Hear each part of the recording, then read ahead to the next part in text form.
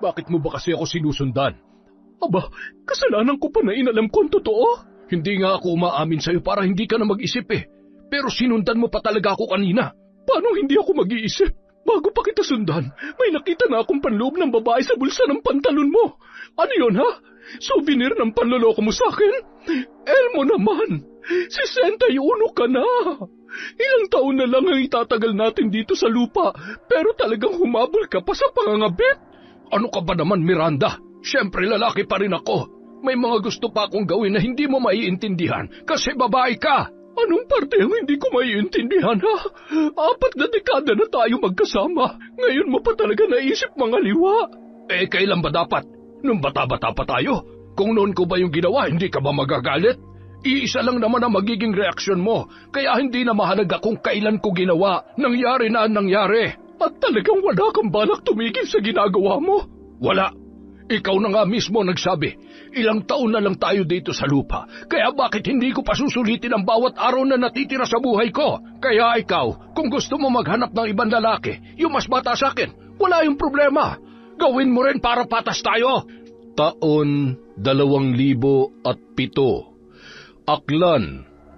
Dahil sa magandang reputasyon, iginagalang sina Miranda at Elmo sa kanilang barangay. Bukod kasi sa retiradong teacher si Miranda na nagturo sa loob ng 35 taon, marami rin siyang buhay na binago bilang guro. Napatino niya ang mga pariwarang estudyante noon na naging maganda na ang karera sa kasalukuyan. Ang asawa naman niya ay isang retiradong pulis na may malaki ring ambag sa katahimikan sa kanilang lugar. Kaya mataas ang respeto sa kanila ng mga tao. Ilang beses na silang nakatanggap ng special award dahil sa magandang impluwensya nila sa kanilang komunidad. Ngunit sa kabila noon, nanatili namang mapagpakumbaba si Miranda at hindi itinuring ang sarili na nakatataas sa iba. Guro siya noon sa elementarya. Grade 1 ang una niyang hinawakang klase at marami ang natuto sa kanya. Kaya naman tuwing nakikita siya ng mga dati niyang estudyante, hindi siya nakakalimutang pasalamatan. May 3 anak sila ni Elmo, pero lahat ng yun ay nakabukod na at may kani-kanila ng pamilya, kaya bihira na lamang silang magkita-kita. Ang panganay nilang anak sa Canada nakatira at maganda rin ang trabaho roon. Tanging ang mag-asawa na lamang ang magkasama sa bahay. Sa kabila ng edad ay naging masaya pa rin naman ang pagsasama ni Miranda at Elmo. Palabiro kasi ang lalaki at nasasabayan naman yon ng ginang. Para lamang silang mga dalagat binata na nagsasama sa iisang bubong habang ipinaparamdam ang pagmamahal sa isa't isa. Ano yung naamoy ko? Parang patay na hayop. Baka may patay na daga sa labas. Patay na daga ba talaga? Ang lapit kasi na naaamoy ko Parang nasa tabi ko lang. Anong ibig mong sabihin? Ako yung nangangamoy? Bakit? Hindi ba? Sus, para namang hindi ka umuutot. Umuutot din naman ako pero hindi ko ipinapaamoy sa'yo. Pambihira, ilang linggo mo bang kinimkim yan at napakatapang naman ng amoy. Oy, kahapon lamang ito, makapanghusga ka naman dyan. Hindi ko kayang huminga rito. Doon na muna ako sa labas. Tama yan, para mailipat ko ng channel ng pinapanood natin. Kanina pa ako inaantok sa pinapanood mong drama Kaya naman pala, napakagulang mo talagang matanda ka. Aba, ako lang bang matanda rito? Hoy, baka nakakalimutan mong senior citizen na tayong dalawa. Hindi ko nakakalimutan, pero sa ating dalawa, mas amoy luma ka. Madalas magbiruan ang mag-asawa. Hindi naman sila nagkakaroon ng mabigat na problema, kaya kahit nagkakaedad na, nagiging magaan lamang sa kanila ang lahat. Bukod sa pensyon, ay pinadadalhan din sila ng anak kahit hindi sila humihingi, kaya nagkakaroon sila ng pagkakataong tumulong sa ibang tao. Dahil doon, mas lalong dumarami ang natutuwa at humahanga sa mag-asawa. Madalas pa silang naikukumpara sa mga bagong kasal. Sila raw ang dapat nagayahin.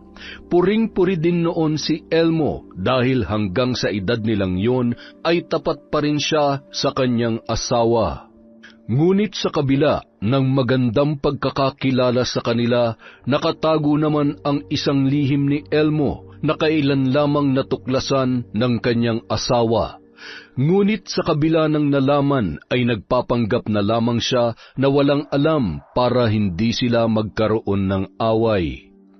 Mukhang pormadong-pormado ka yata ngayon Saan ba ang lakad mo? Magkikita kami ng dati kong katrabaho. Magkukumustahan lang. Kaya ba halos maligo ka na sa pabango? Palagi naman akong ganito. Ano bang tinutumbok mo at ganyan ka kung magtanong? Baka lang kasi may iba ka pang pupuntahan. Kung may iba man akong pupuntahan, uuwi rin naman ako mamaya. Siguraduhin mo lang na hindi babae ang pupuntahan mo, Elmo. Kailan ba naman ako ng babae? Sa edad ko ba naman na ito ay maiisipan ko pang humanap ng iba? Hindi makikita sa edad ang panloloko.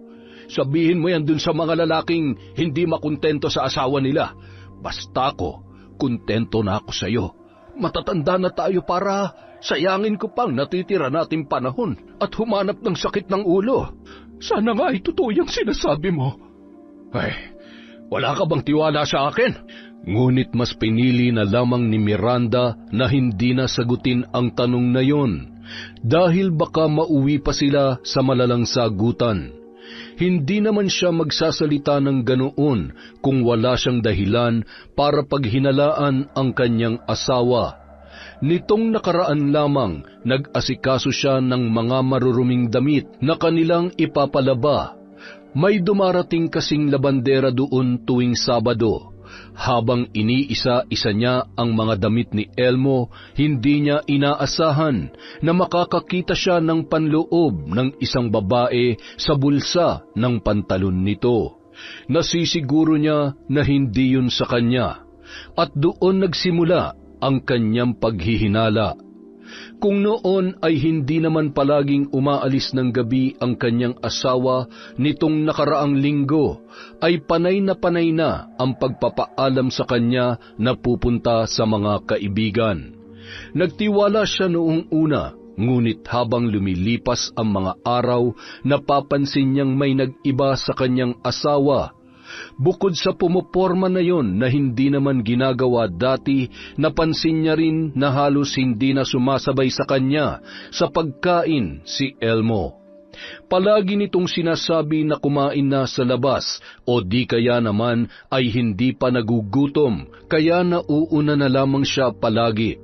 Hanggang sa hindi na niya mapigilang makaramdam ng kalungkutan dahil sa nangyayari sa kanila. Unti-unti nang nababawasan ang mga oras na sila ay magkasama. Halos hindi na niya maramdaman ang presensya ni Elmo dahil sa madalas noong pag-alis sa kanilang bahay. Tuwing uuwi naman ay diretso na lamang sa kama para magpahinga. Hindi na nila nagagawang magsabay kumain, manood ng TV o kaya naman ay matulog. Doon na niya naisipang maglabas ng saloobin sa pinakamalapit niyang pinsan na siya ring kaibigan niya na si Greta. Ano ka mo? Nakakita ka ng panty sa pantalon ni Elmo? Oo, medium pa nga ang size noon Nako, hindi kaya bakla talaga ang asawa mo? Ngayon lang naisipang lumantad. Hindi bakla si Elmo. Ano ka ba? Nagkaanak nga kami ng 3, hindi ba? Kung hindi siya bakla, bakit may panty siya sa bulsa? Ang hinala ko, may iba siyang babae, Greta. Ano? Nako, pambihira naman niyang asawa mo, oo. Sa tanda niyang yun ay saka pa niya naisipang mangaliwa. Sa ngayon hindi pa kumpirmado pero malakas talaga ang kutob ko na pinupuntahan niya ang babae niya tuwing umaalis siya sa bahay. Hindi ko naman siya nakita noon na laging pormado at halos maligo na sa pabango tuwing umaalis ng bahay. Tsaka hindi na rin siya nag-aabot ng pera sa akin ngayon. Bakit? Nagigipit ka pa ba sa lagay na yan? Hindi mo na kailangan ng pera ni Elmo. May sarili ka namang pensyon, tsaka pinapadalhan ka pa ng mga anak ninyo. Hindi yun ang pinupunto ko, Miranda. Hindi ko naman talaga kailangan ng pera niya dahil kaya kong mabuhay nang hindi siya nagbibigay. Ang sa akin lamang, mukhang doon sa babae na pupunta ang lahat ng pera niya. Ay nako, mahirap naman kung puro lamang tayo hinala. Patunayan mo na agad yan para makastigo mo ng asawa mo. Kapag pinatagal mo pa yan at totoo may kabit siya, nako, baka makabuntis pa yan si Elmo. Hindi ko nga alam kung paano ko gagawin yun eh. Alam nga naman, kumprontahin ko na lang siya agad-agad. Baka mapahiya lang ako kapag nagkataon. Sus, simple lang yan. Sa susunod na aalis siya at pormadong-pormado, sundan mo. Doon mo lamang makukumpirma kung may kabit nga ba siya o wala. Sinunod ni Miranda ang payo ng kanyang pinsan. Nang minsang magpaalam si Elmo para pumunta muli sa kaibigan, ay kaagad siyang gumawa ng paraan para sundan yun. Gamit nito ang luma nilang kotse nang umalis. Si Miranda naman umarkila ng tricycle. Makalipas ang ilang sandali, huminto ang kotse ni Elmo sa tapat ng isang beer house. Mula roon ay lumabas ang isang matangkad at maputing babae. Napakunot ang kanyang noo nang mapagtantong pamilyar yon sa kanya. Saglit siyang napaisip hanggang sa maalala niya ang dati niyang estudyante na si Liana. Hindi niya agad namukaan ang dalaga, ngunit nagpakilala yun sa kanya nang magkasalubong sila sa palengke. Ilang buwan na ang nakalilipas. Nagnitngit ang kalooban ni Miranda nang makita niyang hinalikan ni Elmo sa pisngi ang dalaga. Yumakap naman yon sa kanyang asawa bago sumakay ng kotse. Hindi na niya sinundan pa kung saan man pumunta ang dalawa. Ang mahalaga para sa kanya ay malinaw na niloloko siya ni Elmo. Kinagabihan. Ginabi ka na naman ng uwi Ay, napasarap kasi kami ng kwentuhan ng kumpare ko. Doon na rin ako kumain sa kanila kaya mas lalo pang natagalan. Yung kwentuhan ba talaga masarap o yung babae mo? Napakasipag mo naman. Gabi na kayo natapos. Ayan ka na naman, Miranda Kung gusto mo, tawagan natin yung kumpare ko para hindi na kailangan. Nakita ko kayo. Sinundan kita kanina. Doon ka pumunta sa beer house sa bayan. Saan mo siya dinala? Sa motel? Bakit mo ba kasi ako sinusundan? Aba, kasalanan ko pa na inalam ko ang totoo. Hindi nga ako umaamin sa'yo para hindi ka na mag-isip Pero sinundan mo pa talaga ako kanina. Paano hindi ako mag-iisip? Bago pa kita sundan, may nakita na akong panloob ng babae sa bulsa ng pantalon mo. Ano yun Souvenir ng panloloko mo sa akin? Elmo naman, 61 ka na. Ilang taon na lang ang itatagal natin dito sa lupa, pero talagang humabol ka pa sa pangangabit. Ano ka ba naman, Miranda? Siyempre lalaki pa rin ako. May mga gusto pa akong gawin na hindi mo maiintindihan kasi babae ka. Anong parte ang hindi ko maiintindihan, 4 na dekada na tayo magkasama. Ngayon mo pa talaga naisip mga liwa. Kailan ba dapat? Nung bata-bata pa tayo? Kung noon ko ba yung ginawa, hindi ka ba magagalit? Iisa lang naman ang magiging reaksyon mo, kaya hindi na mahalaga kung kailan ko ginawa. Nangyari na ang nangyari. At talagang wala kang balak tumigil sa ginagawa mo? Wala. Ikaw na nga mismo nagsabi, ilang taon na lang tayo dito sa lupa, kaya bakit hindi ko pa susulitin ang bawat araw na natitira sa buhay ko? Kaya ikaw, kung gusto mo maghanap ng ibang lalaki, yung mas bata sa akin, wala yung problema. Gawin mo rin para patas tayo. Hindi makapaniwala si Miranda sa mga narinig niya mula kay Elmo. Sa 4 na dekada nilang pagsasama, ni minsan ay hindi niya nakita ang asawa na natukso sa ibang babae. Lumalabas din naman noon si Elmo kasama ang mga kaibigan pero ipinapaalam pa sa kanya kapag may mga kasamang babae at nangangakong hindi iinom ng sobra. Isa yon sa mga nagpatibay ng kanilang relasyon, kaya hindi niya lubos akalain na kung kailang matatanda na sila ay saka pa yon naisipan ng kanyang asawa. Ang masaklap pa roon, ang dating estudyante pa niya ang nakarelasyon ni Elmo. Paborito niya noon sa klase si Liana. Grade 1 pa lamang yun. palaging pumapasok na walang baon at pinababayaan pa ng mga magulang na parehong lulong sa ipinagbabawal na gamot. Kaya naman tuwing papasok ay dinadagdagan niya ang kanyang baong merienda at pananghalian para mabigyan ang bata.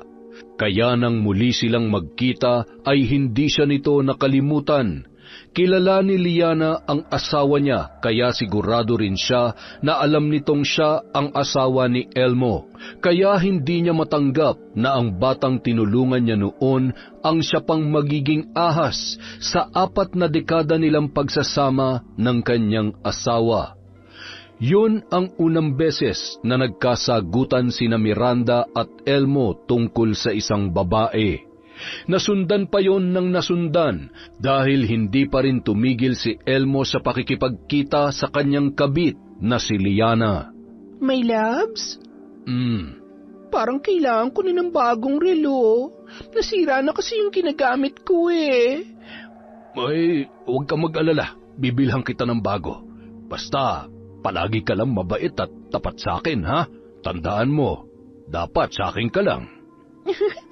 Oo naman. Sayong-sayo lang ako, my loves.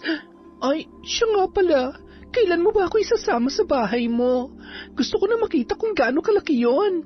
Malay mo, magustuhan ko nang doon na lamang tumira kasama mo. Hindi ba magandang ideya yon? Abay, maganda nga yung naisip mong yan, my loves. Pero sa ngayon kasi, hindi pa talaga pwede. Bakit naman? Alam mo namang may asawa ko, hindi ba? Hindi ko naman inilihim yun sa'yo. Oo nga, pero alam niya rin naman na may iba ka pang babae, di ba? Kung hinahayaan ka lang niya, edi okay lang din sa kanya kung doon ako titira sa inyo. Tsaka ikaw naman ang lalaki sa inyong dalawa. Kapag sinabi mo, hindi na siya makakatanggi pa. Dapat iparamdam mo sa kanya na ikaw ang batas sa bahay mo. At dadalhin mo ron kahit sinong gusto mong dalhin. Abay, hindi naman ganun kadali ang sinasabi mo. Tsaka, hindi lang talaga sa akin ang bahay na yun. Sa amin yun ni Miranda.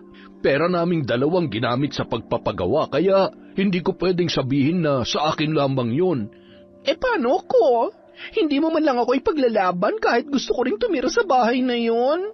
Kilala kong asawa mo. Mabait yun, kaya sigurado ako matatanggap niya ako. Kilala mo si Miranda? Paano? Hindi ko pa nga pala nasasabi sa'yo. Naging estudyante niya ako. Grade 1 pa lang ako noon. Sobrang bait niya sa akin. Lagi niya akong tinutulungan. Binibigyan pa nga niya ako ng baon at tinuturuan pang mag-isa kapag wala na mga kaklase ko. Kung ganun, ikaw pala yung estudyanteng kinukwento niya sa akin noong nakaraan. Nagkita raw ulit kayo. Huwag ka mag-alala. Gagawin ko ng paraan yung gusto mo. Talaga, loves? Salamat, ha? Umasa naman si Liana sa pangakong yon ni Elmo. Mag-isa na lamang siya sa buhay at wala ring matinong trabaho. Una siyang nagtrabaho sa beer house pero natanggal din siya roon nang manampal siya ng isang bastos na customer. Minsan na rin niyang binenta ang kanyang puri para magkaroon ng makakain at may maipambayad sa renta. Kung hindi niya yun ginawa, baka namatay na lamang siya ng dilat ang mga mata dahil sa gutom. Hindi ganun kadaling makahanap ng trabaho kaya kumapit na lamang siya sa patalim. Bago pa man mapunta si Liana sa ganoong klase ng trabaho, high school pa lamang ay naging biktima na siya ng grupo ng mga tambay sa dati niyang tinitirhan. Inabangan siya pagkagaling sa eskwelahan. Dinala siya sa isang abandonadong bahay at doon pinagsamantalahan ng 3 lalaki na nagdala sa kanya roon. Diring-diri siya sa kanyang sarili nung mga panahon na yon. Hindi niya matanggap ang nangyari sa kanya. Pakiramdam niya ay wala na siyang mukhang ihaharap sa mga tao. Sirang-sira na ang kanyang pagkababae. Hanggang sa umabot na siya sa desisyon na tapusin na lamang ang sarili niyang buhay. Handa na sana siyang tumalon sa isang tulay nang makilala niya si Rex.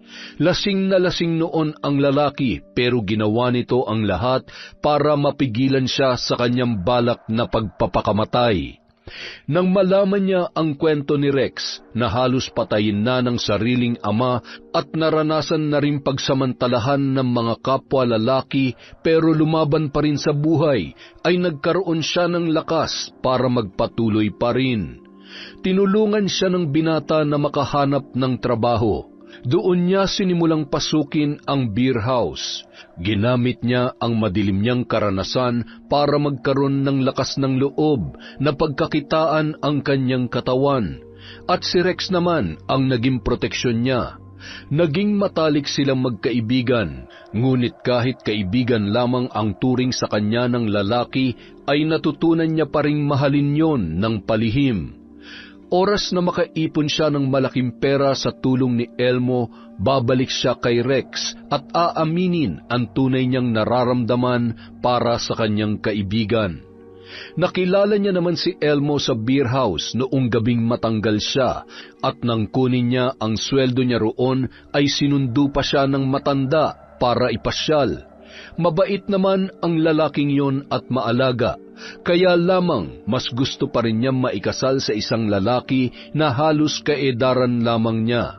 Bukod pa roon, alam niyang kasal yon sa asawa, kaya hindi maaaring magtagal ang kanilang relasyon. Nakakainis! Bakit ba? Ano bang problema mo?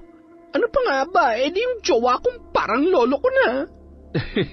Ginusto mo yan eh. Di ba sinabihan na kita noon na hindi magandang iasa mo sa ibang buhay mo?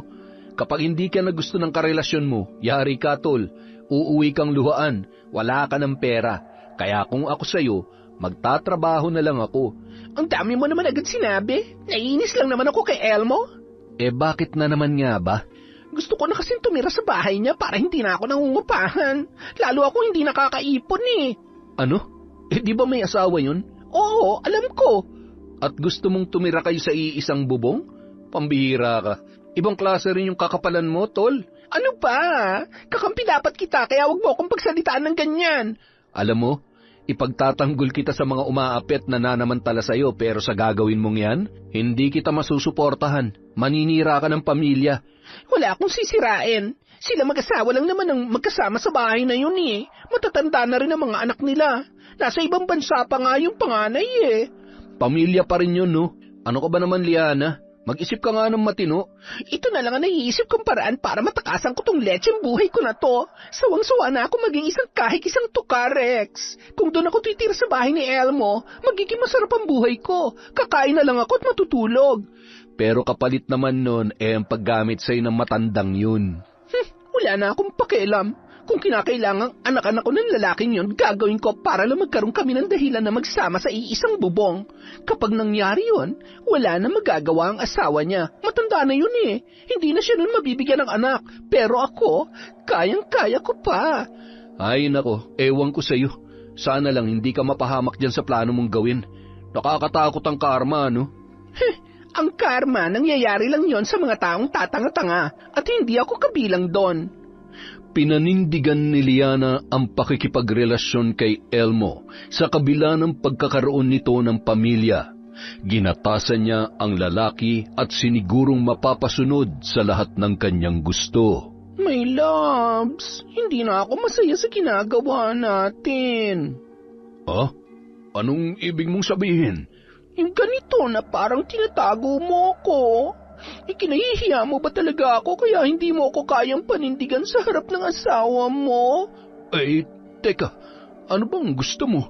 Hiwalayan ko na ang asawa ko para malaya na tayo magsama sa bahay? Kung hindi pwede, edi dalawa na lang kami ron. Kausapin mo na kasi ang asawa mo. Gawin mo lahat para mapapayag mo siya. Hindi pwedeng ganito. Hindi ko na kayang mas magtagal pa kayo magkasama. Nagsiselos ako, my loves. Makinig ka naman sa akin. Bahala ka kapag pinatagal mo pa. Baka may ibang umampun sa akin. Ay nako. Napakahirap naman yung pinapagawa mo. Pero, sige, susubukan ko siyang kausapin mamaya.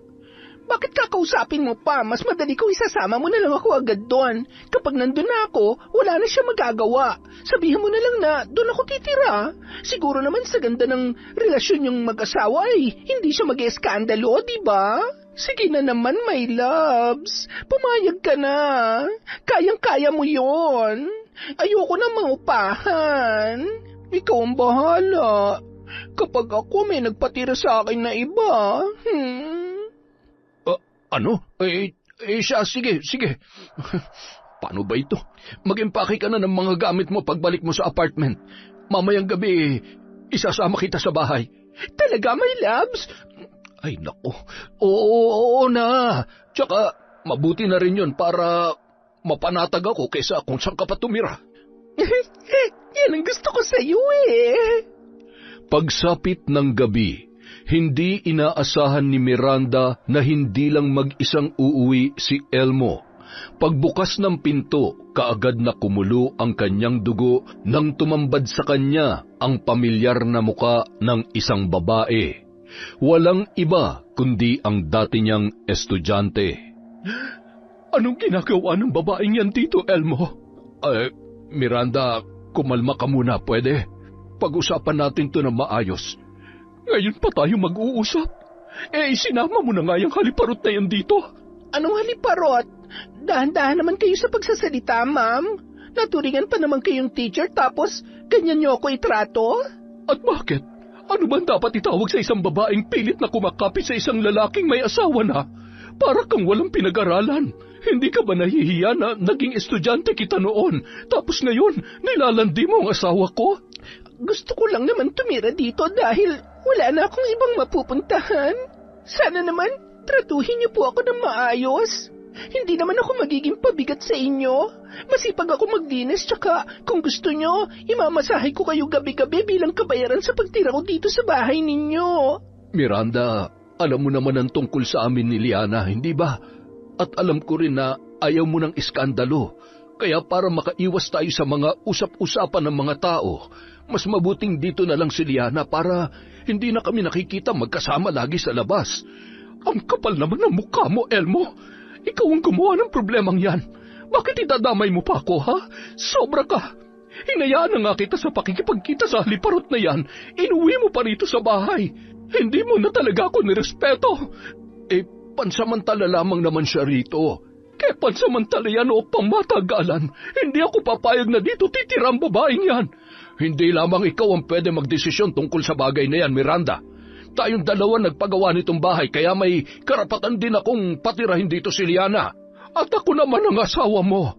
Kahit saan panig mo tingnan, wala ni katiting na karapatan ng babaeng yan na tumira dito. Kaya nga nakikiusap ako sa iyo.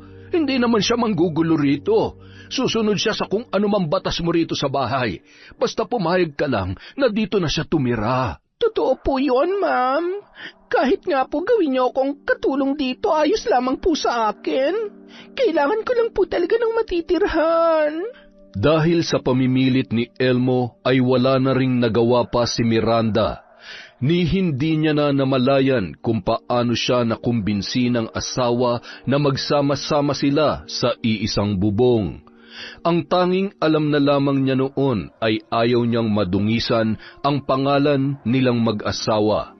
Dahil malaki ang bahay at may 2 pang bakanteng kwarto, ipinagamit na lamang nila ang isa kay Liana. Maghahating gabi na noon pero maramot pa rin ang antok kay Miranda. Nang sulyapan niya ang katabing si Elmo ay muli siyang nakaramdam ng pagkainis.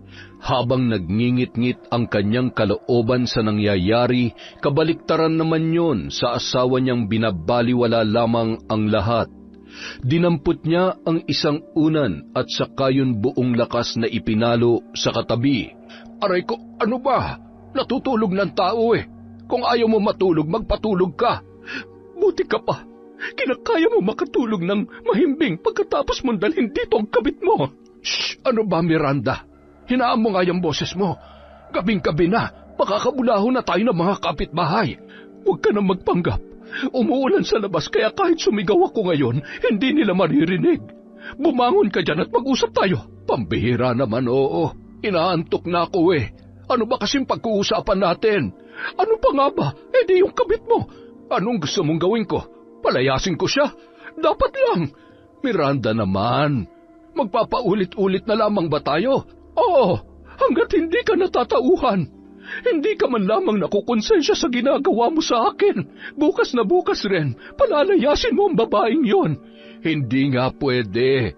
Akala ko ba'y maayos na ang usapan natin kanina at payag ka nang dito na muna siya tumira. Hindi mo man lamang iniisip kung anong mararamdaman ko. Nakakababa ng pagkataong pagdadala mo ng kabit mo rito. Hinayaan lamang kita makipagrelasyon sa kanya dahil ang akala ko, titigil ka rin kapag nagsawa ka na. Pero dinala mo pa siya rito sa bahay. Para ano? Para mamuhay na parang mag-asawa sa mismong harapan ko?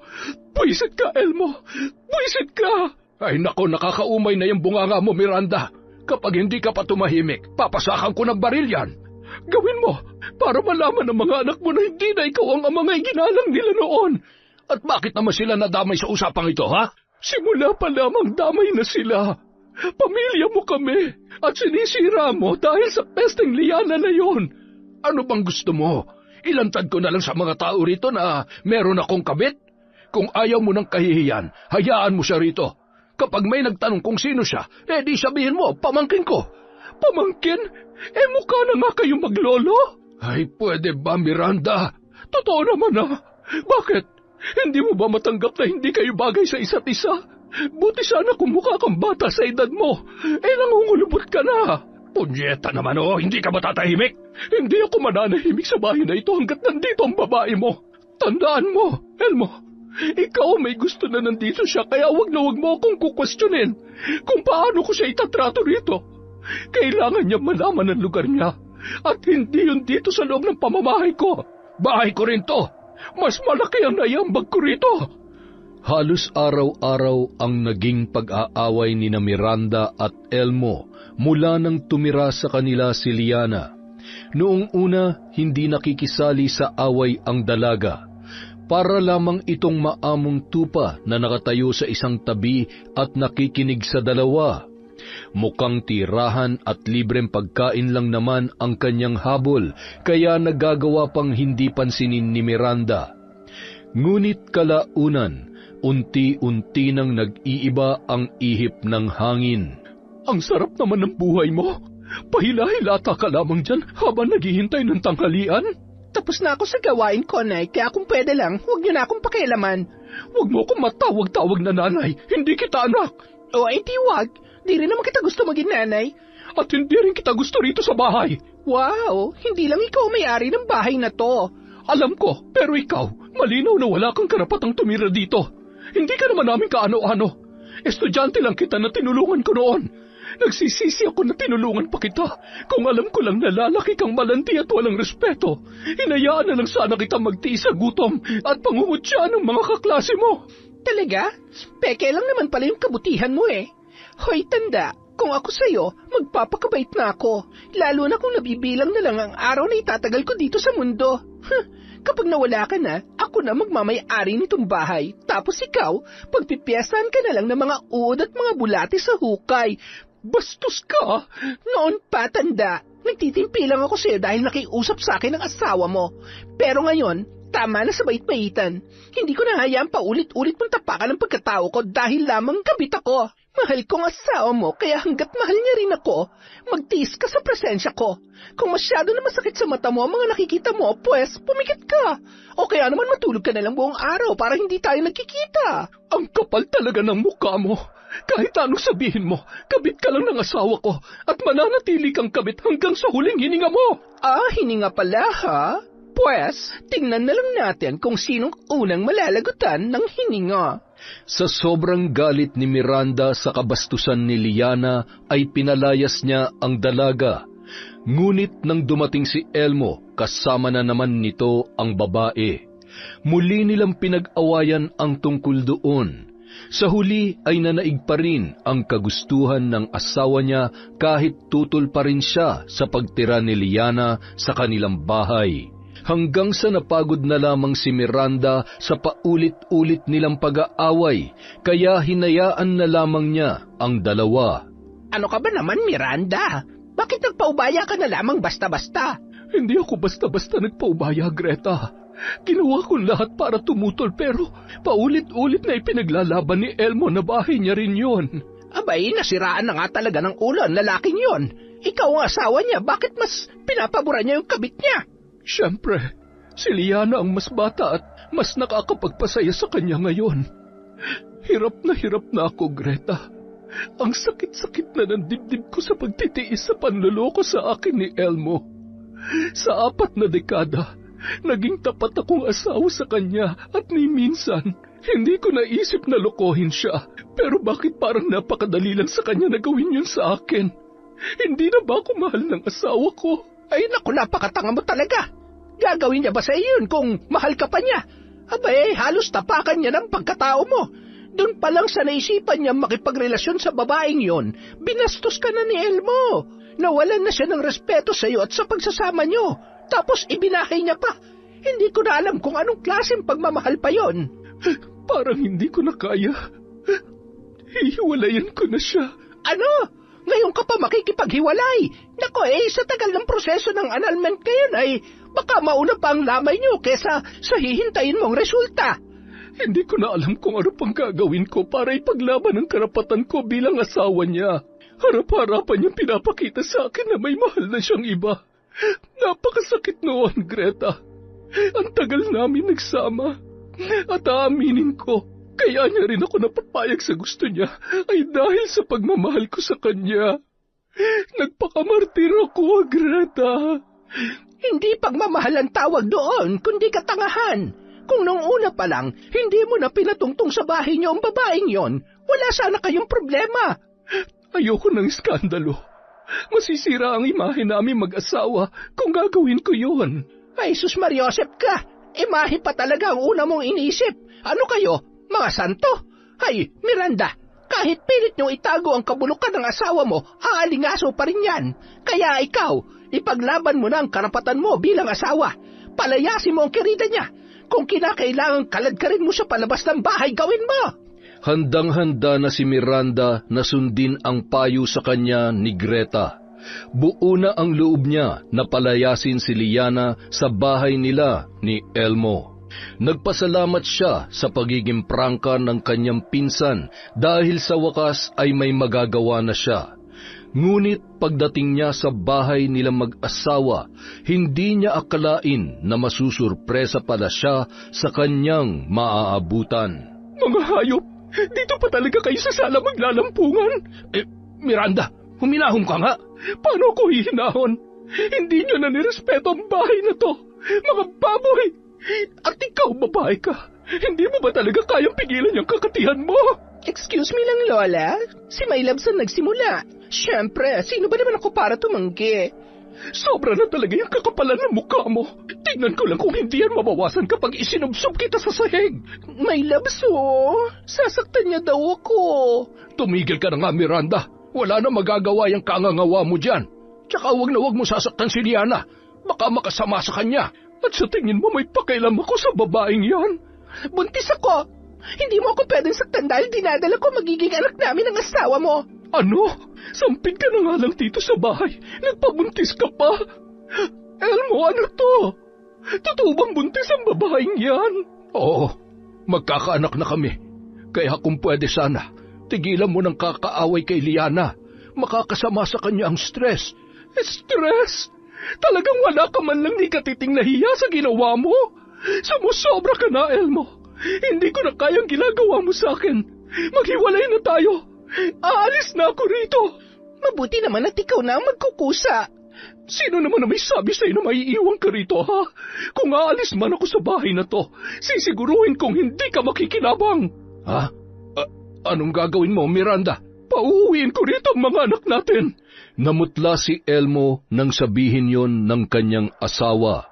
Sa kabila kasi ng kalokohan niya, isa sa kinatatakutan niya ay ang kanilang mga anak. Masyadong mataas ang respeto kay Elmo ng mga yon. Isa pa, tiyak na hihinto na sa pagbibigay ng pera sa ama ang kanilang mga anak, lalo na ang kanilang panganay kapag nalaman noon ang tungkol kay Liana. Nang araw ding yun, Nagmakaawa kay Miranda si Elmo.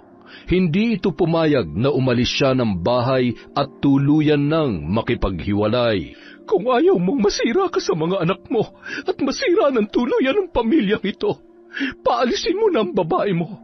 Wala akong pakialam kung ikukuha mo siya ng mauupahan, kahit magsama pa kayong dalawa. Huwag na huwag ko lang ulit makikita ang pagmumukha niya rito. Oo, sige, gagawin ko yan. Paalisin ko na siya rito kung yan ang gusto mo. Tumupad naman sa usapan si Elmo. Sa kabila ng mariing pagtutol ni Liana ay nagawa niyang paalisin sa bahay nila ang dalaga. Napilitan siyang maghanap ng mauupahang bahay na malayo sa kanilang barangay sa takot na may makakilala sa kanya. Maayos naman ang kanyang nilipatan, ngunit ang tanging problema ay hindi makontento roon si Liana.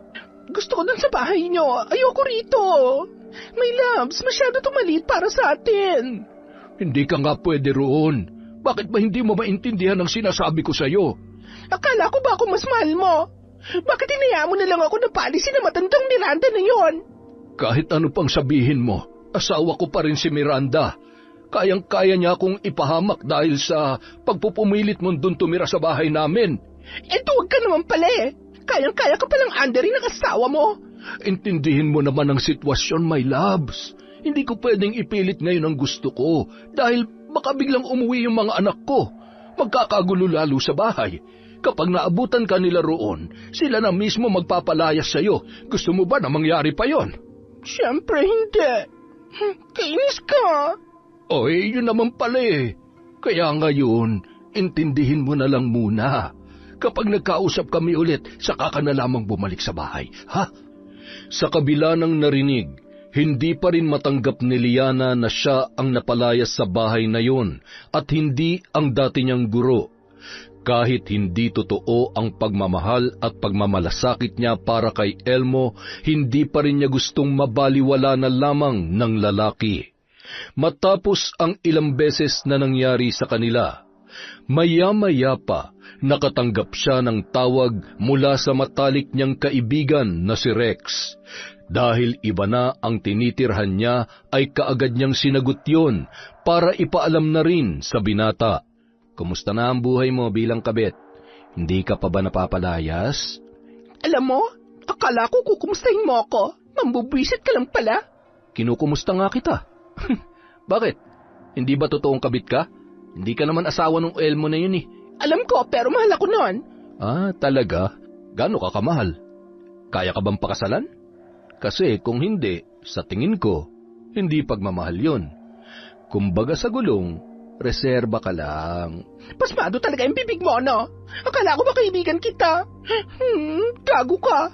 Oo na, sige na. Kaya nga pinapamukha ako sa yung katotohanan eh. Baka kasi hindi ka na magising dyan sa panaginip mo. Mahirap na, baka bangunguting ka pa.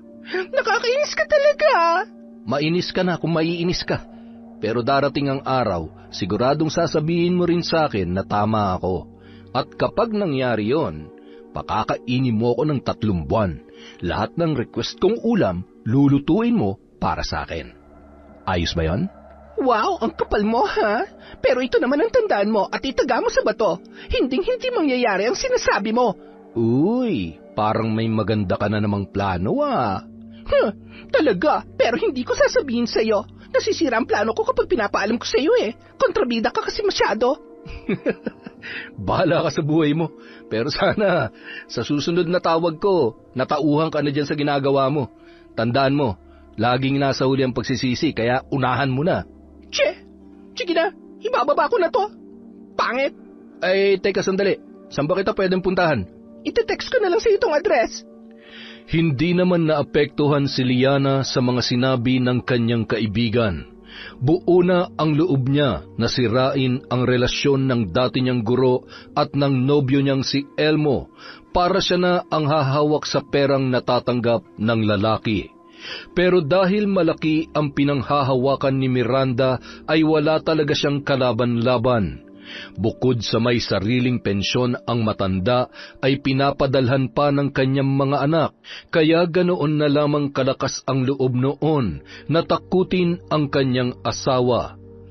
Marahas na napabuntong hininga si Liana habang nag-iisip ng gagawin para mawala ang kontrabida sa kanyang plano. Ilang sandali pa, biglang sumagi sa isip niya ang matandang nagtitinda ng kung ano-anong pangontra. Paiba-iba ng pwesto ang matanda sa bayan, kaya kakailanganin niya pang magtanong-tanong. Kaagad siyang kumilos para hanapin yun. Bago pa man sumapit ang dilim, natagpuan na ni Liana ang taong gusto niyang makausap na si Aling Edna. Sa pagkakaalam niya ay matagal nang nagtitinda ng mga pangontra sa mga elemento, panggayuma, pampalaglag ng sanggol at kung ano-ano pa ang matanda. Tinanong niya yon kung may alam din sa pambabarang.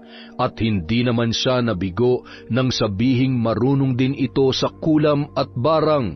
Hindi na siya nagpaligoy-ligoy pa. Diretsa niyang sinabi ang kanyang sadya.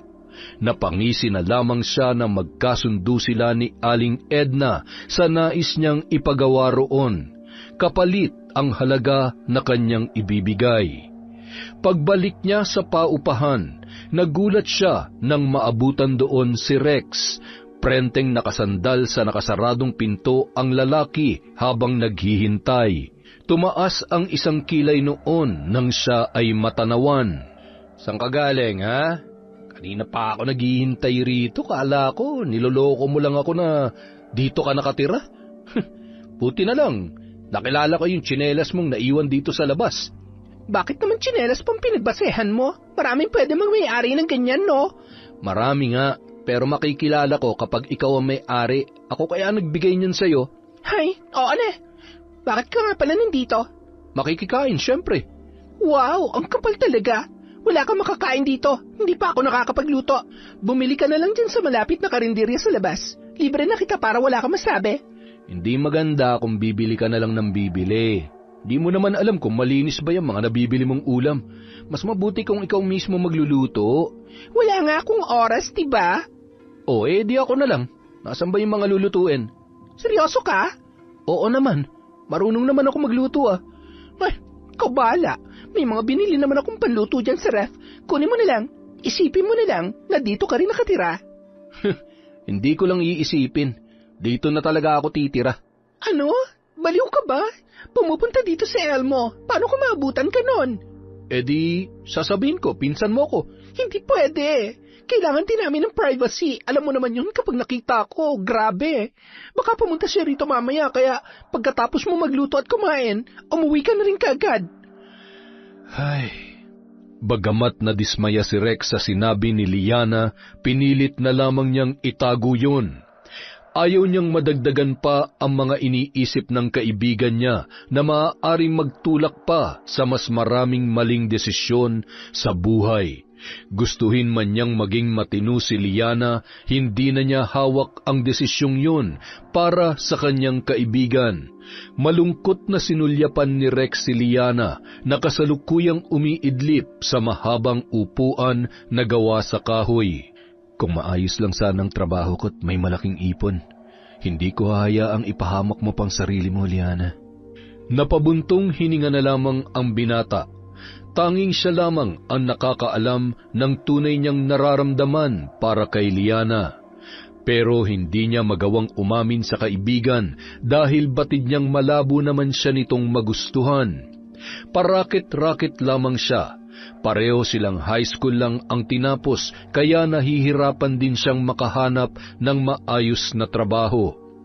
May natanggap naman siyang offer sa construction sa Kalibo, pero hindi pa rin niya magawang lumayo dahil kay Liana.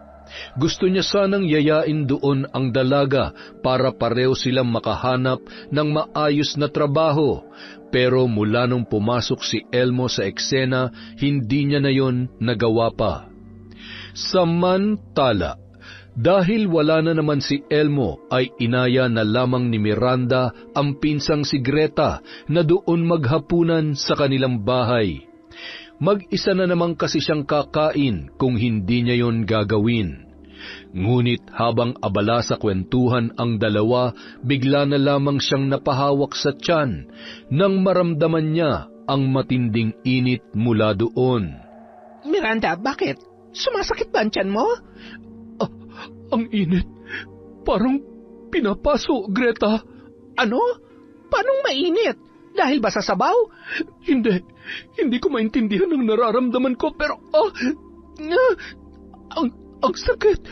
Teka nga, ano ba talaga nararamdaman mo? Mainit ba o masakit? Pareho, ano ka ba? Hindi mo ba nakikita nahihirapan na ako? Sandali lang at hihingi ako ng tulong para madala ka sa ospital. Nang gabing yun, dinala nga nila sa ospital si Miranda. Wala pa ring tigil ang pagsakit ng kanyang tiyan na tila hinihiwa ng matalim na bagay. Sinabayan pa yon ng matinding init na hindi niya maipaliwanag kung bakit niya nararamdaman. Matapos ang ilang oras niyang pananatili sa ospital, pinauwi na rin sila dahil normal naman ang lumabas sa test na isinagawa sa kanya. Ayos naman daw ang resulta ng blood chem mo. Buti na lang, ganun lamang ang nangyari. Pero bakit kaya ganun, Greta? Nawawala lang yung sakit sandali tapos bumabalik na naman. Baka napasama lang yung kain mo kanina. Kaya mabuti pa, magpahinga ka na lang muna sa bahay nyo. Inumin mo na lang yung mga gamot na ipinabili ng doktor. Teka, nasan ba kasi ang asawa mo? Kanina pa yung tinatawagan na. Hanggang ngayon wala pa rin. Ay nako, hayaan mo na siya. Huwag na tayong umasa na darating pa siya rito para sunduin ako. Malamang, naglilimlim na naman yun sa kabit niya. O siya, ako na nga lang ang mag-uuwi sa'yo. Nang makauwi ang dalawa, mas lalo pang lumala ang pakiramdam ni Miranda. Ininom naman niya ang mga gamot na nireseta ng doktor, pero ni isa sa mga yun ay walang tumalab. Pagsapit ng hating gabi, nakaramdam siya ng paninikip ng dibdib na sinabayan pa ng pananakit ng katawan. Hindi mapakali si Miranda. Pabali-baliktad na siya sa higaan at hindi malaman kung ano ang posisyon na gagawin dahil hindi niya mawari kung saan nanggagaling ang kirot na kanyang nararamdaman. Wala pa noon si Elmo kaya mag-isa lamang siya sa bahay at walang masabihan ng tungkol doon. Pagsapit ng 12:30, napilitan na siyang bumangon para tingnan sa malaking salamin sa sala ang kanyang katawan. Ngunit nang hubarin niya ang kanyang damit, tumambad sa kanya ang mapupulang marka sa dibdib. Pababa sa kanyang tiyan, nawari niya'y hinampas ng latigo. Hindi pa man siya nakakabawi sa kirot, ay muli na naman yung nasundan, hanggang sa halos mamagana ang buo niyang katawan. Hindi na nakakilos pa si Miranda dahil sa matinding kirot mula sa kanyang mga latay. Kinabukasan, nagising na lamang si Miranda sa muling paninikip ng kanyang dibdib. Sunod-sunod siyang napaubo. Halos kapusin na siya ng hininga dahil doon. Maya-maya pa, nanlaki ang kanyang mga mata nang makita ang bawat talsik ng laway niya sa sahig. Kinilabutan ang babae nang makita ang maliliit na uod mula roon, na buhay at gumagapang. Hindi siya makapaniwala na sa kanya nanggaling ang mga yon. Ngunit nang sunod-sunod pa ang naging pag-ubo niya, sa kanya lamang napagtanto na hindi na yon ordinaryong ubo lamang. Tinawagan ni Miranda si Greta para magpasama sa kakilala nitong albularyo. Napadpad sila sa isang maliit na bahay sa gitna ng maisan. Sa pagkakaalam niya ay tauhan din doon ang matandang may-ari ng bahay na si Aling Maring. Marami ang natutuwa sa matanda dahil sa kabila ng katandaan ay nagagawa pa ring magtrabaho sa maisan. Bagamat hirap ng magsalita ay malakas pa rin yun. Pagdating doon ng magpinsan ay agad naman silang hinarap ng matanda. Ngunit na makita nito si Miranda ay kaagad na nag-iba ang ekspresyon ng kanyang muka. Magandang hapon, Aling Maring. Pwede ko ba kayong makausap sandali? May sumusunod sa'yo. Hindi ligtas kung dito mo sa labas sasabihin ang sadya mo. Pumasok muna kayo. Nagtataka man ay sumunod na lamang sila Miranda at Greta sa sinabi sa kanila ng matanda. Pagpasok pa lamang nila sa bahay nito ay sumalubong na ang amoy ng iba't ibang kandilang nakatirik sa bawat sulok, ngunit wala pa yung sindi. Nakaagaw pansin din sa kanila ang mga nakasabit na sungay ng hayop doon, pati na rin ang mga garapon na naglalaman ng iba't ibang insekto. Paano niyo po nasabi na mayroong sumusunod sa akin? Bukod sa kakayahan kong manggamot at mambarang, may kakayahan din akong makakita ng espiritu at kausapin sila. Kung ganoon, alam niyo na may bumabarang sa akin. Ganoon na nga. Ngayon, ikaw na mismo ang lumapit sa akin. Hindi ka na maaaring lumabas ng bahay ko. Anong ibig niyong sabihin? Mananatili ka rito hanggat hindi ko natatanggal ang sumpa mula sa itim na marikang bumabalot sa iyo. Ay, pasensya na kung sisingit ako sa usapan niyo, pero Aling Maring, posible bang ibalik ang barang sa taong gumagawa nito sa pinsan ko? Madali lamang ang sinasabi mo, ngunit hindi ko nararamdaman ang puot mula sa taong bumabarang sa kanya. Isa lang ang ibig sabihin noon. Merong nagpapabarang sa'yo. Ano? Pero sino naman ang magpapabarang sa akin? Isipin mo ang mga taong posibleng magtanim ng galit sa'yo o may matinding inggit na pagmumulan ng puot ng taong yon. Miranda, hindi kaya si Liana nagpapabarang sa'yo? Hindi ba't gustong-gusto niya maagaw sa'yo ang asawa mo? At ayaw niyang pumayag nung pinalayas mo siya sa bahay ninyo ni Elmo? Kung siya nga ang posibleng nagpapabarang sa iyo, kakailanganin ko ang tulong ng kasama mo. Ha? Ako? Oo, ikaw nga.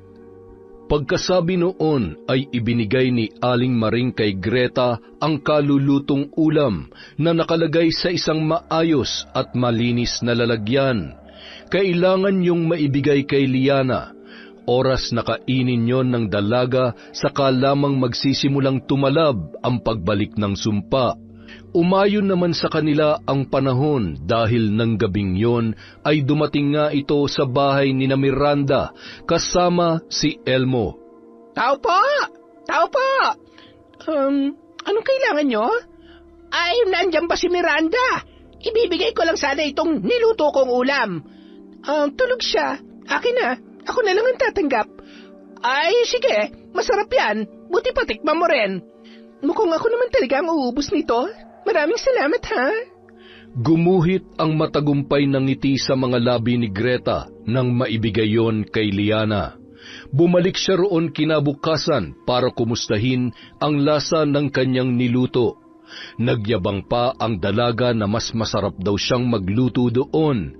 Ngunit ang mahalaga sa kanya ay kinain yon ni Liana. Paalis na sana siya para puntahan ang bahay ni Aling Maring, kung saan pansamantalang tumutuloy si Miranda nang tawagin siya ni Elmo. Greta, sandali. Bakit? Alam mo ba kung saan pumunta si Miranda? Hindi kasi siya umuwi kagabi. Akala ko nga ay dyan lamang sa inyo. Bakit sabi ng pamangkin mo natutulog lang daw dyan si Miranda? Wala siya rito kagabi. Hindi naman nagsabi sa akin kung saan pupunta. Nako, hindi kaya naglayas na si Miranda? Bakit niya naman gagawin yon? Abay, malay ko. Kayong dalawa lang naman na nakakaalam kung anong problema nyo. Sinadyang magmaang-maangan ni Greta sa tanong ni Elmo dahil ayaw niya magduda ang lalaki na may alam siya kung nasaan ang kanyang pinsan. Pagkagaling sa bahay ng mag-asawa ay kaagad siyang dumiretso sa bahay ni Aling Maring. At doon tumambad sa kanya ang kalunos-lunos na itsura ng kanyang pinsan. Lumobo na ang magkabilang pisngi nito at halos lumuwa na ang mga mata sa pamamaga. Diyos ko, Ano nangyari kay Miranda? Bakit nagkaganyan na siya? Hindi tinabla ng sumpa ang babaeng tinutukoy ninyo. Mukhang may pangontra siya, kaya lalong lumala ang kalagayan ng pinsan mo. Ay kung ganoon, anong dapat nating gawin? Baka mamatay na lamang si Miranda sa ganyang kalagayan. Hindi yun mangyayari. May isa pang paraan. Mahirap nga lamang pero hindi imposible. Sa parang yun, hindi na niya matatakasan pa ang sumpang babalot sa kanya. Anong gagawin niyo, Aling Maring? Walang maaaring makalam ng isa sa gawa kong ritual para doon. Sa ngayon, ang tanging may tutulong mo lamang ay ang ipagdasal ang pinsan mo na malampasan niya ang lahat ng ito. Sa ilang araw na pagkawala ni Miranda ay binalot na ng matinding pag-aalala si Elmo. Nagtanong-tanong na siya sa mga nakakakilala sa kanyang asawa at nag-report na rin sa barangay. Ngunit wala pa rin siyang nakukuhang balita. Sising-sisi siya sa ginawa niyang panloloko sa asawa. Mula nang mawala sa bahay ang kanyang may bahay ay nagbago na ang lahat. Doon niya naramdaman ang matinding kalungkutan kapag wala na ron ang taong nakasama niya sa loob ng ilang dekada. Nahahapong napaupo sa sofa si Elmo matapos ang buong araw na paghahanap. Dumagdag pa sa kanyang problema ang pagsusungit ni Liana na wala na sa lugar. Saan ka na naman ba galing? Buong araw ka nang wala ha? Pwede ba? Hinahanap kong asawa ko. Ano? At bakit mo pa siya hanapin? Nandito na ako, diba? Ako na dapat ang pinagtutuunan mo ng pansin. Magkakaanak na tayo, oh. Buntis ka nga ba talaga? Bakit ka umiinom ng alak? Ha? Alak? May nakita kong alak sa ref kagabi. Walang umiinom ng alak sa amin dalawa ni Miranda, kaya sigurado ako na sa iyo yon. Kaya ngayon, sabihin mo na sa akin ang totoo kung buntis ka nga talaga o nagpapanggap ka lang para hindi kita hiwalayan. Buntis nga ako, my love. At saka, ikaw ang ama. Sumama ka sa akin bukas sa klinik. Patitingnan kita sa doktor. Ano? Hindi na kailangan yon. Bakit ba ayaw mo maniwala sa akin, ha? Dahil hindi ko nakikita sa iyong pag-iingat ng isang nagdadalang tao. Alam mo, nakakahalata na ako sa iyo, ha? Mahal mo pa ba talaga ako? Kasi kung oo, hindi mo ako pagdududahan ng ganyan. Kung ayaw mong pagdudahan kita, bigyan mo ko ng dahilan para pagkatiwalaan ka. Kung alam mo lang kung gaano ako nagsisisi ngayon dahil sa ginawa kong panloloko sa asawa ko, ni hindi mo man lamang magawang maglinis dito sa bahay, ni pag-uwi ko walang pagkain. Umaasa ka lagi sa bili, puro ka na lamang gastos. Kung hindi ka gagastos, paano tayo mabubuhay? Ayoko na, Liana. Hindi ko na kayang ipagpatuloy ang relasyon natin. Mahal ko pa rin ang asawa ko at kapag nahanap ko na siya, aayusin ko na sira namin pagsasama. Gago ka naman pala eh. Ano ginawa mo lamang akong parausan? Kung ayaw mong siya mismo magpalayas sa'yo, buti pa magkusa ka na lamang umalis. Akala mo talaga magkikita pa kayo ng asawa mo? Baka bangkay na siya sa muli niyong pagkikita, oy. Napaisip si Elmo sa sinabing yon ni Liana. Kinumpronta niya ang nobya at pilit na pinaamin kung may alam ito sa pagkawala ni Miranda, ngunit mariin yung itinanggi ng dalaga. Nang gabing yun, pinalayas niya si Liana. Nagmamakaawa ito sa kanya at pinagpipilitan ang pagbubuntis sa magiging anak nila, ngunit hindi niya na yon pinaniwalaan pa. Nang makaalis ang babae na iwang mag-isa si Elmo sa bahay, halos mabaliw na siya sa kakaisip kung saan mahanap ang kanyang asawa. Hindi siya makatulog na maayos dahil sa labis na pag-aalala. Dahil doon, kahit gabing-gabi na ay pinuntahan niya si Greta para makibalita. Greta, wala ka pa rin bang balita kung nasaan ang asawa ko? Ay, namimiss ko na siya. Huh? Talaga ba, Elmo? Ibinahay mo nga ang kabit mo eh. Magkasama na kayo, kaya bakit mo pa hinahanap ang pinsang ko? Ay, alam mo ang tungkol doon? Oo, sinabi sa akin ni Miranda, pero nakiusap siya na ilihim ko ang tungkol doon dahil ayaw niya masira ang pangalan mo. Ang kapal ng mukha mo para gawin yun sa pinsang ko. Napakabuti niya at masikaso. Ni minsan, hindi niya naisip na ipagpalit ka sa ibang lalaki dahil para sa kanya, ikaw lang ang mamahalin niya habang siya'y nabubuhay. Tapos ano, ibinahay mo pa yung kabit mo at pinagpanggap mo pang pamangkin para hindi kayo mabisto? Patawarin mo ako, Greta. Pinagsisisihan ko na ang lahat. Kaya nga hinahanap ko na si Miranda para makahingi rin ako ng tawad sa kanya. Gusto ko siyang makausap. Kung kinakailangan magmakaawa ako, gagawin ko yan para magkabalikan kami. Paano ng kabit mo? Wala na siya sa bahay. Pinalayas ko na siya. Hindi ako naniniwala sa iyo, Elmo. Nagawa mo nang lokohin ang pinsan ko Ngayon pa kaya na? Nagawa ko lang namang ibahay si Liana dahil akala ko totoo nagdadalang tao siya. Pero nitong mga nakaraang araw, napansin ko mga ginagawa niya na ipinagbabawal sa mga buntis. Isa pa, hindi rin siya pumayag nung sinabi kong pupunta kami sa klinik kaya mas lalo kong nakumpirma ang hinala ko. Kasalanan mo yan. Ginusto mo magpaloko sa kanya kaya ngayon, kinakarma ka na. Baka naman alam mo kung nasaan ang asawa ko. Alam kong galit siya sa akin kaya baka sinadya niyang umalis sa bahay. Nakikiusap ako, Greta. Gusto kong malaman kung ligtas pa siya o maayos ba ang kalagayan niya. Gusto mong malaman? Pwes, sumama ka sa akin mamaya na makita mo kung gaano kahayop ang ginawa sa kanya ng bwisit mong kabit. Pagpatak ng 2:00 ng madaling araw, tumulak na si Greta papunta sa bahay ni Aling Maring. Kasama niya na noon si Elmo na alalang-alala sa kanyang asawa. Pagdating nila sa bahay ng mambabarang, nagulat siya nang hindi sila papasukin ng matanda. Hindi pa kayo maaaring pumasok. Kailangan ko pa ng sapat na oras para tuluyang maalis sa katawan niya ang itim na mahika mula sa bumabarang sa kanya. Nang isara ni Aling Maring ang pinto, ay napatingin si Elmo kay Greta. Ipinaliwanag niya naman kung ano ang nangyayari sa kanyang pinsan.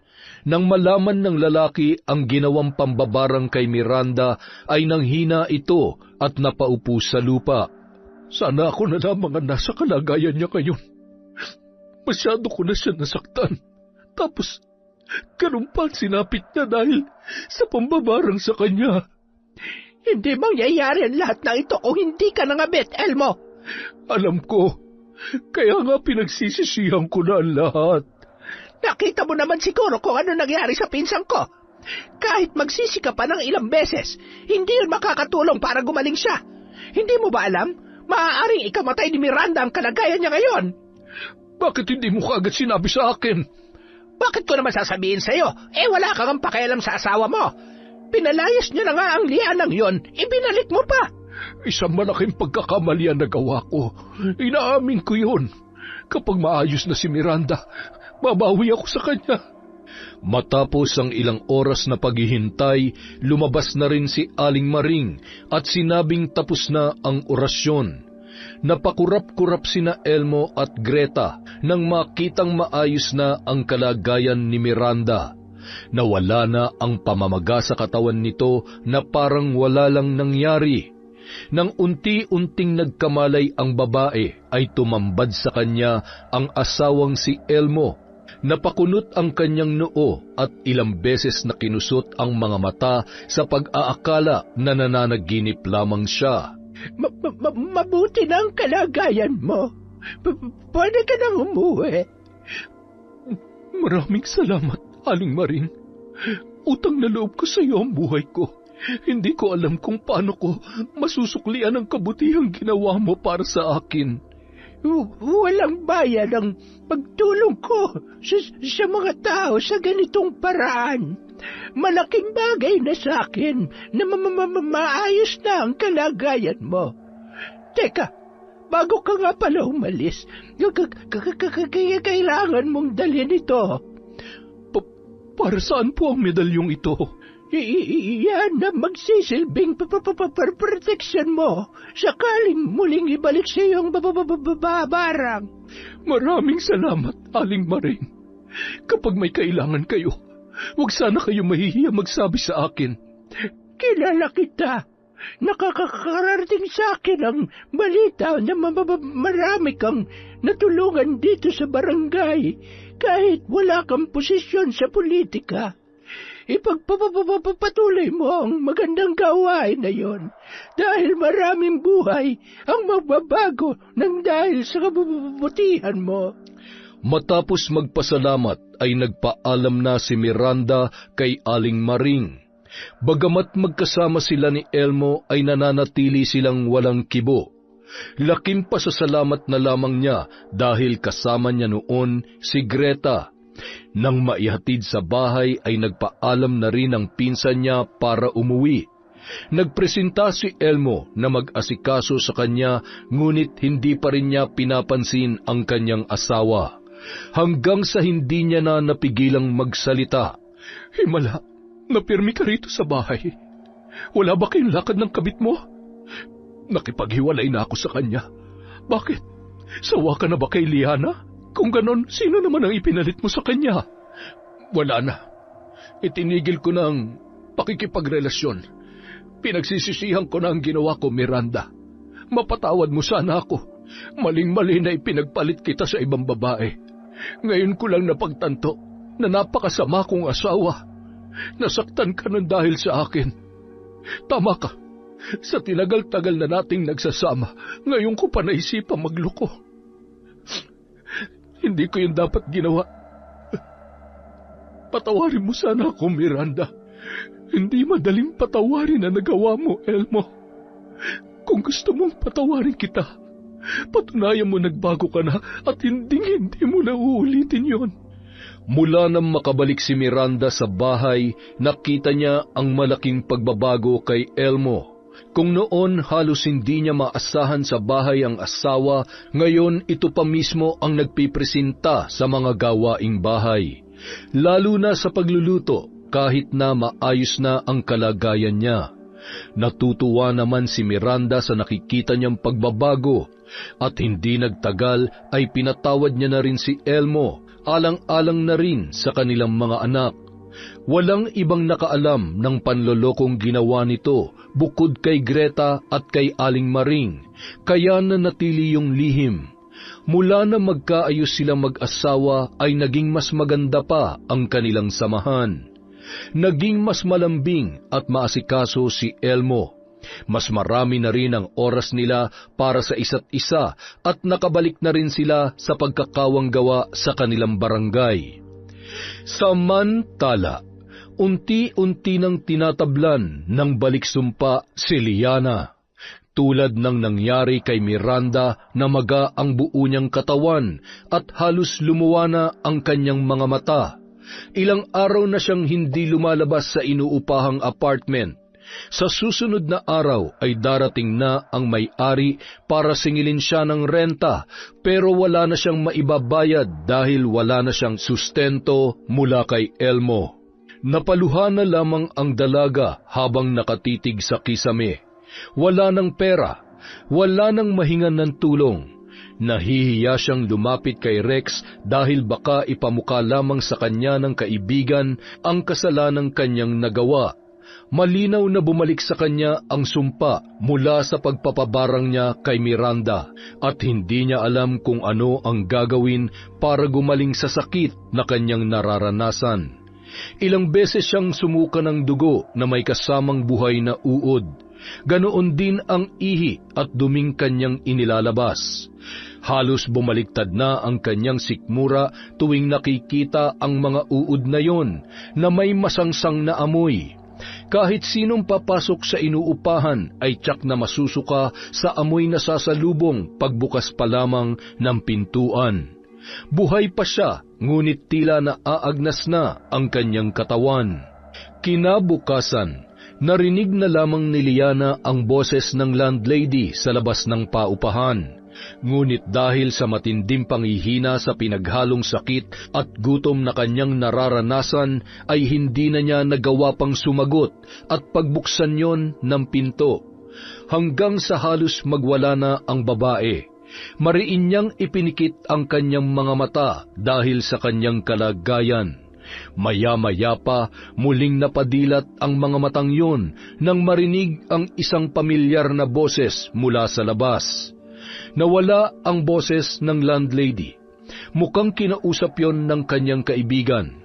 Ilang sandali pa, nakarinig naman siya ng sunod-sunod na katok na sinabayan pa ng pagtawag ni Rex sa kanya. Nang hindi pa siya nakasagot, ay pwersahan ng binuksan ng binata ang pinto ng paupahan. Napaluha na lamang siya nang makita ang mukha ni Rex na awang-awa sa kanyang kalagayan. Kaagad siya nitong tinulungan para makatayo. "Ganito na pala nangyayari sa iyo, hindi ka man lang nagsasabi sa akin. Anong plano mo, ha? Ang hintayin na lang na mamatay ka?" Pasensya ka na, Rex. Nahihiya na kasi ako. Tsaka, ayoko nang madami ka pa sa problema ko. Ito na yung karma ko na sinasabi mo sa akin noon. Hindi ako nakinig sa'yo. Ginawa ko pa rin manira ng pamilya at muntik pa akong makapatay ng tao. Ano? Bakit? Ano bang ginawa mo, Liana? Ipinabaron ko si Ma'am Miranda. Napakasama ko, Rex. Kung hindi pa ito nangyari sa akin, hindi ko pa maiisip na maling-mali ang ginagawa ko. Hindi ko alam kung paano hihingi ng tawad sa kanya bago man lamang ako mawala. Anong mawala bang sinasabi mo? Hindi ka pa mamamatay. Gagawa ko ng paraan para gumaling ka. Huwag na, Rex. Tama na. Ito ang parusa ko sa mga nagawa kong kasalanan. Kaya hayaan mo na lamang ako. Pwede ba yun? Hindi ako papayag na magiging ganyan ka na lang, Liana. Kahit ayaw mo, gagawa ko ng paraan. Tinupad ni Rex ang pangakong yon kay Liana. Naghanap siya ng magaling na albularyong maaaring tumingin sa kanyang kaibigan. Hindi naging madali ang paghahanap niya, pero sa huli ay may nakuha rin siyang mahusay na albularyo na makakatulong sa dalaga. Nahirapan din ang matanda nung una dahil masyadong malakas ang kapangyarihan ng mambabarang na sumumpa kay Liana. Marami itong sinubukang paraan na hindi kaagad umubra, kaya lalong lumala ang kalagayan ng babaeng lihim na tinatangi ni Rex. Ngunit sa pamamagitan ng isang ritual at ng patak ng luha ni Liana na puno ng pagsisisi, ay naging matagumpay ang pagsasawalang bisa ng sumpa. Tuluyan ng gumaling ang dalaga at bumalik sa dati ang makinis na balat at malusog na pangangatawan. Laking pasasalamat niya sa albularyong tumulong sa kanya. Walang bayad ang ginawang panggagamot ng matanda, ngunit pinangaralan siya nito na wag na muling susubukang manira ng pamilya ng iba dahil baka sa susunod ay mas matinding karma pa ang kanyang maranasan. Kumusta naman ang pakiramdam ng bagong laya? Anong bagong laya? Hindi naman ako nakulong, ah. Hindi nga, pero nakalaya ka na sa sumpa ng kadiliman. Akala ko habang buhay ka ng mamamaga. Pag nagkataon, ang sarap mong pisil-pisilin. Pisit ka talaga. Sus, bisit daw. Ako nga naging knight in shining armor mo eh. Pinagsasasabi mo dyan, kadiri ka. Kadiri ba talaga kung sasabihin kong hindi lang kaibigan ang tingin ko sa'yo? Ha? Paano? Matagal na kitang gusto, Liana. Hindi nga lang basta gusto eh. Mahal nga kita eh. Baliw. Oo nga. Sa tingin mo ba gagawin ko lahat ng to kung kaibigan lang ang tingin ko para sa'yo? Mahalaga ka sa akin, Liana. Pero, bakit ngayon ka lang umamin sa akin? Wala pa akong lakas ng loob nun eh. Alam mo namang, wala pa akong matinong trabaho, di ba? Sabi mo sa akin, ang gusto mo, yung ganun kay Elmo. Mapera at kayang suportahan ang mga luho mo. Bakit umamin ka na ngayon? May matino ka na bang trabaho? Wala pa, pero ayoko na mag-aksaya pa ng panahon. Baka maunahan pa ako ng iba eh. Paano ka naman mauunahan ng iba?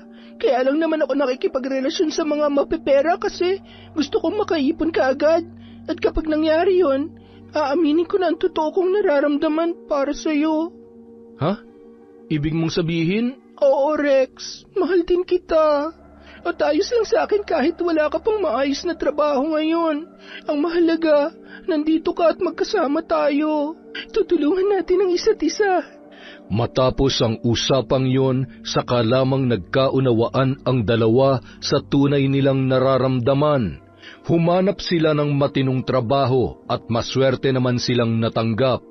Nagtatrabaho na noon si Liana bilang cashier sa isang grocery at natanggap naman si Rex bilang bagger doon, kaya magkasama pa rin silang dalawa. Makalipas ang ilang buwan, sumapit na ang Teacher's Day. Doon muling naalala ni Liana ang kanyang dating guro na si Miranda.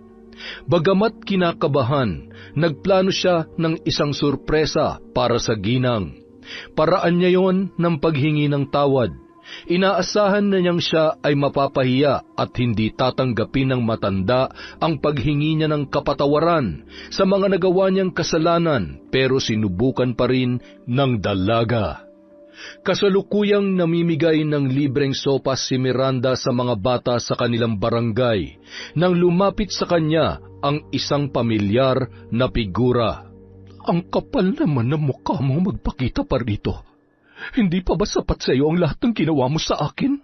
Ma'am, hindi po ako pumunta rito para manggulo. Nandito po ako para humingi ng tawad sa lahat ng mga kasalanan ko sa inyo. Hindi ko kailangan ng paghingi mo ng tawad, kaya umalis ka na rito habang hindi pa tayo nakakaagaw pansin sa mga tao. Ma'am, alam ko pong hindi madali para sa inyo magpatawad. At hindi rin po ako karapat-dapat para doon. Pero sana po, hayaan niyo po akong patunayan na pinagsisisihan ko ang lahat ng nagawa ko. Wala nang nagawa ang ginang na magkusang tumulong si Liana sa pag-aasikaso sa mga batang kanyang pinapakain. Nagulat din siya noon nang malamang may dala rin palang mga biskwit at juice ang dalaga para ipamigay sa mga bata. Bagamat galit pa rin siya sa ginawa nito, ay hindi niya maitatanggi ang paghanga sa ginawa ni Liana. Hindi yon nangulit sa kanya para kanyang patawarin, pero linggo-linggong pumupunta sa kanilang bahay ang dalaga para magdala ng kung ano-anong regalo. May pagkain, halaman, damit, at kung minsan may mga gamit na pwede niyang ipamigay sa kanyang mga tinutulungan. Nakita naman niya na sinusubukang magbago ng dalaga, at ang makitang maayos na ang buhay noon ay sapat na para buksan niya ang kanyang puso para sa pagpapatawad. Nang muli silang magkita, tuluyan niya nang pinatawad ang dati niyang estudyante. Gusto niya sanang makausap rin ni Elmo si Diana para magkaayos na rin ang mga yon. Pero dahil ayaw nang magpakita ng dalaga sa kanyang asawa, ay nirespeto niya na lamang ang desisyon noon. Sa kasalukuyan, kasakasama niya si Liana sa pagkakawang gawa. Nang huli silang magkita, nalaman niyang nakapag-enroll na pala sa kolehiyo ang dalaga para ituloy ang naudlot na pangarap. Masaya siya para sa dati niyang estudyante dahil bukod sa natutunan nitong maging mabuting tao at bumawi sa mga nagawang kasalanan, ay nakikita niya rin kung paano unti-unting naaabot ni Liana ang kanyang mga pangarap sa buhay. Doon niya naisip na posible palang alisin ang galit sa puso kahit gaano pa man kabigat yon. At doon niya rin napagtanto na mas magaan ang buhay kung walang dinadalang galit sa sinuman. Yon! Ang ganda na naman ng kwento natin. Grabihar! Dahil dyan, meron na naman po tayong shout out. Simulan natin kay Trio Cavibes, kay Kimpoy Feliciano, hi kay Janet Cisneros, kay Haunted Whisper, kay Noylin Sumandal, shout out kay Liza Takada, kay Abigail Kabugayan, hi kay Carmi, kay Abyab, kay Joyce Janela, hi po kay Norsen TV, kay Rowena Kaikong, kay Robert Crimen, hi kay Maylene Malyare, shout out kay Lilibeth Alfaro, Shauma TV, Bangungot Diaries, hello kay Jing Estrada, shout out kay Dean Rodriguez, kay Purificacion Pasinoble, kay videos went viral. Hi kay Pamela Allen. Shout out kay Mami from Doha, Qatar. Hello kay Ramona R. Shout out kay Eliza. Kay Rosette Ersando. Hi kay Ate Aya. Hello po kay Lani Neri. Kay Ruth Celine Dahang. Hi kay Urvesia Lasala. Hi kay Annalyn Morales. Shout out sa Gawaran, Reyes family of Madrid, Spain, at sa Bowak Vibora Tattoo from Lea Gawaran. Wow! Pag umuwi to sa Pilipinas, magpapadagdag tayo ng tattoo. Hi kay Arshem TV. Hello po kay Roslyn Jimenez, kay Victor Dalanon, kay Jinky Perez. Hi kay Ahmad Binhusan, kay Pia Kate Roseber, kay Josefina Felias. Shout out kay Mark Anthony Pineda, kay Rowan Masakayan. Hi kay Alma Vanguardia. Hi kay G. Onyas, Jade Guevara, at Emma Yamo. Para po sa mga hindi na shoutout, marami pa po tayong videos. Marami pong salamat. Mag-iingat po kayo. Alagaan niyo po ang mga sarili niyo. Love na love po kayo ni Enteng. Thank you, thank you, thank you. Maraming salamat po sa inyong lahat.